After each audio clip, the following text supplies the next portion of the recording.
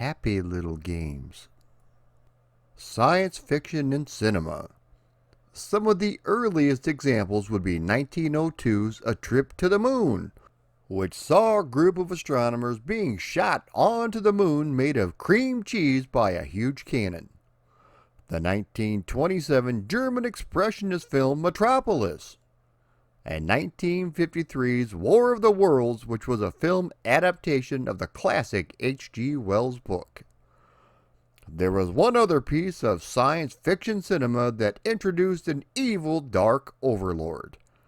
It also showcased a group of individuals who would band together in an attempt to take down the evil villain once and for all and restore peace to the galaxy. No, I'm not talking about Spaceballs. I can't breathe in this thing! I'm talking about Star Wars, and more specifically, the trio of Star Wars arcade games from Sega that came out in the 1990s. What famous actor from the series refused to come back and record new dialogue for this game? So grab your lightsaber and hop in your X-Wing. This is the history of the Sega Star Wars arcade games. For those of you who were on life support, or at the very least in a coma for the last 35 years, and was unaware of its presence, the very first Star Wars movie was released in 1977 and was an absolute worldwide phenomenon. Nothing had ever been seen quite like it in terms of not only box office, but also the massive merchandise as well. The movie was released right about the time the Atari 2600 and arcade games as a whole were starting to blossom, so it didn't take long before the two merged together. To say Star Wars games have had a, shall we say, spotty history when it came to game quality would be a bit of an understatement.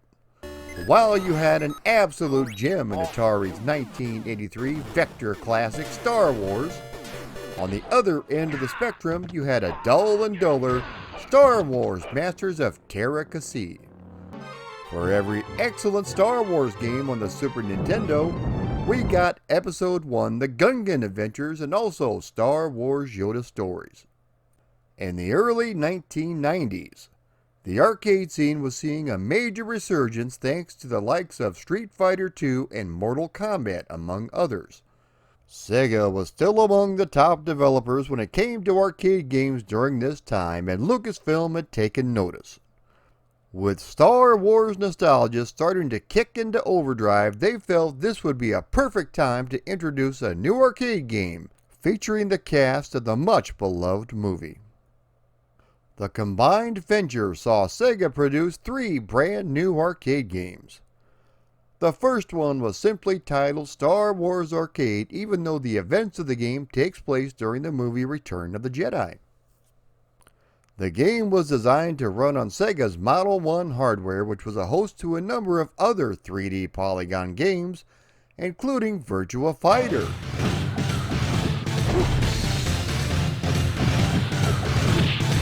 and Virtua Racing.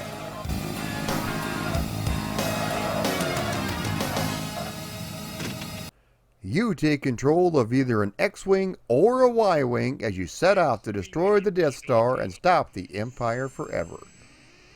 The game is a 1 or 2 player affair, but honestly you really need that second player as the action gets hot and heavy in no time at all.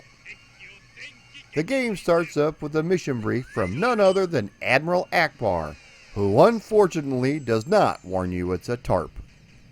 If you choose to play it through 1-player mode, you have to be the pilot, but in 2-player mode, the other person gets to be the gunner. It works really well this way, and like I said, the game is a bit easier with the second player.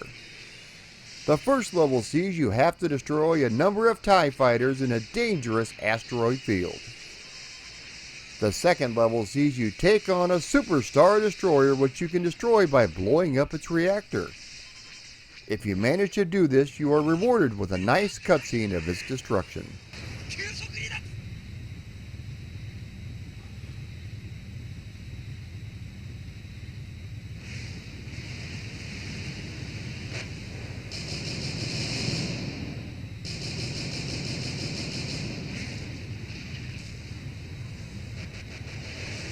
The third level sees you get closer to the Death Star, taking down another squadron of TIE fighters. The final level sees you enter the unfinished Death Star. You have to destroy its internal reactor and make it out before the entire thing explodes. If you are successful, you get a nice animation of its destruction. The graphics are fantastic with smooth 3D polygons and actual music from the movie. There is even a little bit of recycled dialogue from the films as well. There was one home conversion done, and that was for the 32X, which at the time was pretty good. Nowhere near as smooth or as detailed as the arcade game, but to see a Model 1 game up and running on a souped up Sega Genesis is very cool in my opinion. Some of the content, specifically the cutscenes, are missing from the home release, and also some of the voices, but it's a pretty good attempt.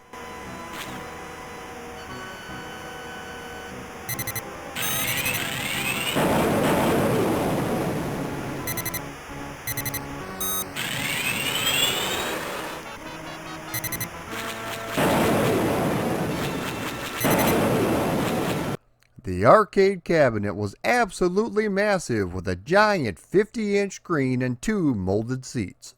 Apparently, there were only a dozen or so of these arcade games that were imported into the US, so obviously they are quite a bit rare. In 1998, just in time for the release of Episode 1, Sega released Star Wars Trilogy Arcade. This time around, the hardware has been upgraded to run on the Model 3 system board, which also hosted Daytona USA 2,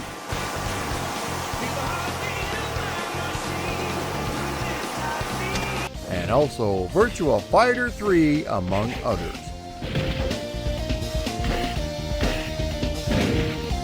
When the game was being designed, Sega had wanted the 3 main stars of the film to come back and record new dialogue for the game.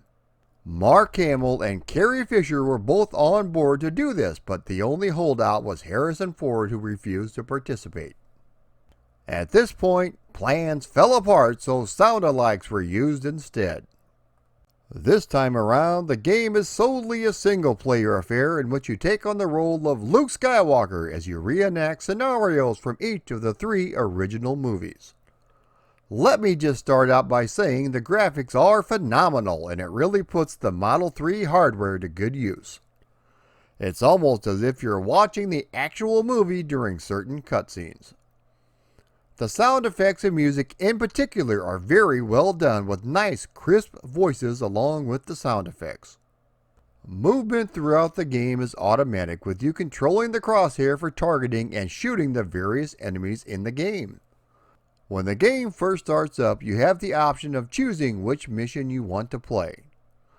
The first one is Star Wars Yavin, which is an all-space combat mission in which you have to pilot the X-Wing. This section is split into 2 stages, with the first stage seeing you take on a giant wave of TIE fighters.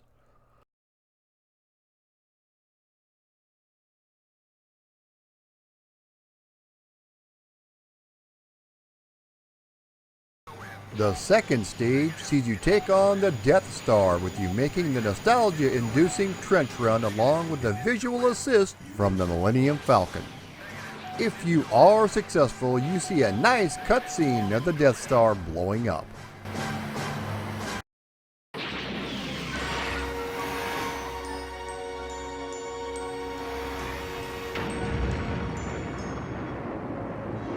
At various points in the game, as indicated by a flashing icon, you can press the event button, which will summon help from your fellow allies such as X-Wings and, in later games, Ewoks.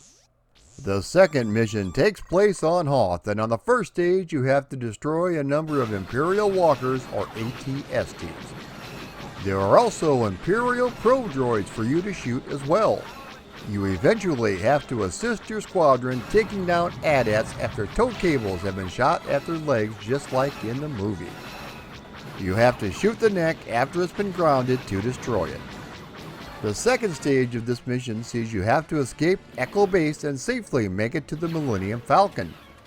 The gameplay switches to a first-person shooter in which you have to take out a multitude of snowtroopers and wampas.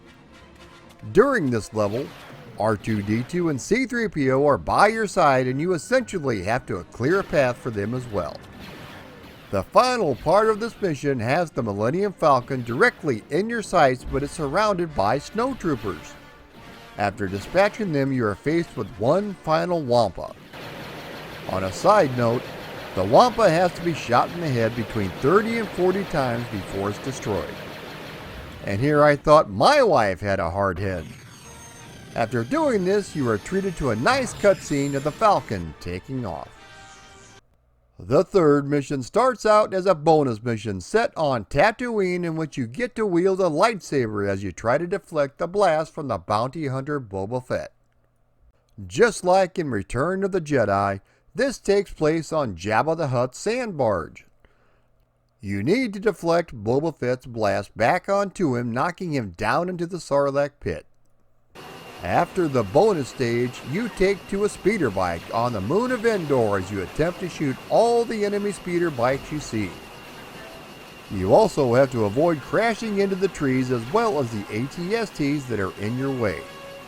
After you make it to the end of the first stage, you traverse on foot, slowly making your way to the shield generator. You have to shoot all of the stormtroopers while escorting C-3PO, R2-D2, and Wicket the Ewok to safety. Once you make it to the generator, you have to destroy one last AT-ST. Once this is complete, the shield generator blows up and the level is complete.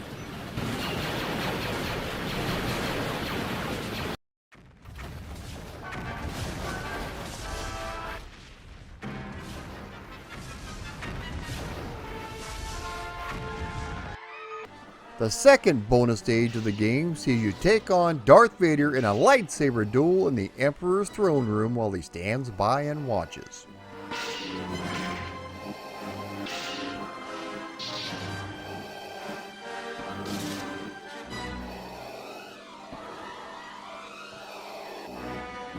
The final stage sees you pilot an X-Wing as you have to destroy the main reactor of the second Death Star. The level starts out in outer space with you having to defeat a number of TIE fighters. After this, you follow the Millennium Falcon down onto the surface of the Death Star, blowing up various TIE fighters and towers. After you complete this section, you go deep inside, blasting your way to the main reactor.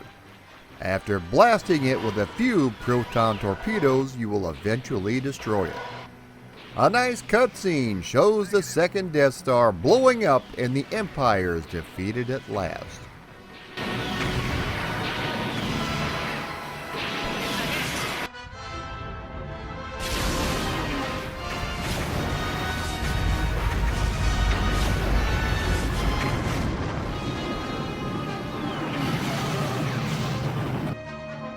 Overall, this is a fantastic game, and any fan of the original trilogy of movies needs to experience it for themselves. Unfortunately, it's never been converted to any home system, and the cabinet is a bit of a rarity out in the wild. You can play it on the Model 3 emulator, so Google it if you are curious. In 1999, to cash in on the excitement surrounding Episode 1, Star Wars Racer, or more affectionately known as Star Wars Pod Racer, was released. The original title was Star Wars Pod Racer until Lucasfilm learned another company owned the trademark.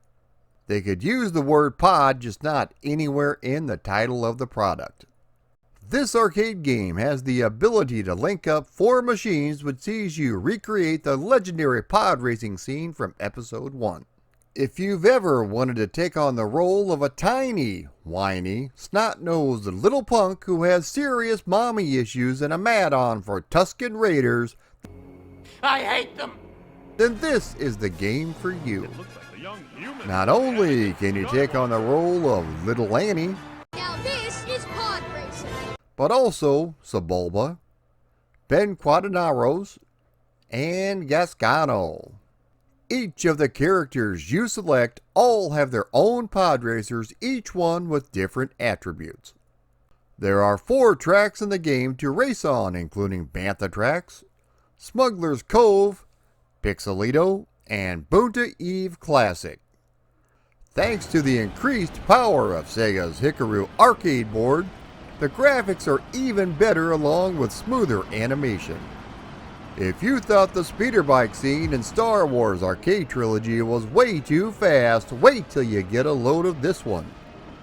If you love racing games and are a fan of the Star Wars mythology, you definitely need to check this out. It feels like you are actually in the movie playing as Sebulba trying to take down little Annie. Once again, the cabinet for this arcade game is massive, and the molded seats actually look like the pod racer that Anakin used in the movie. This was released for a number of home systems such as Nintendo 64, Dreamcast, Windows, and recently a remastered version was released for the Nintendo Switch and PS4.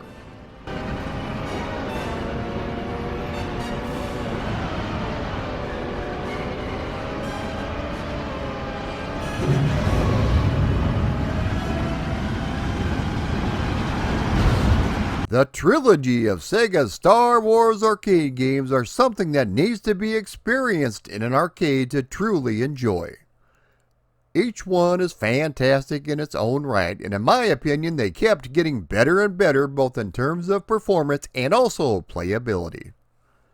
From the TIE Fighter and Death Star battle of the original Sega Star Wars arcade game, to the absolutely fantastic Star Wars Trilogy arcade game, and finally, the best part of Episode 1, which was the pod racing scene, is represented absolutely perfect in Sega's final Star Wars arcade game.